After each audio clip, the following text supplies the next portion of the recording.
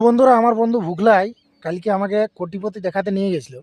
তো আমি গেছিলি ওর সঙ্গে, বলছে নতুন কোটিপতি হয়েছে, চ দেখবি চ বলছে। তো গেলি বাবু, এই দেখছি একটা ঘর আছে, ঢুকে গেলি। ঠিক আছে, তো দেখান দিল, একটা মায়া লোককে দেখান দিল। হ্যাঁ, বলছে হাতে এটা কোটিপতি ওটা। তা আমি ভুগলাকে বলছি, হ্যাঁ রে ভাই, বলি মাত্র একইটা ঘর আছে?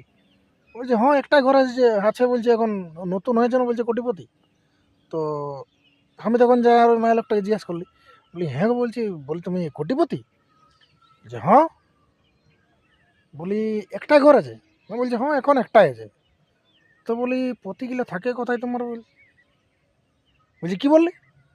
আমি বলি পতিগুলো কোথায় থাকে? বলি কোটিপতি মানে 1 কোটি যদি পতি হয়, মানে স্বামী হয়, হাজব্যান্ড হয় 1 কোটি, তো থাকবে তো কোথাও। আমি কোনো ভুল বলছি?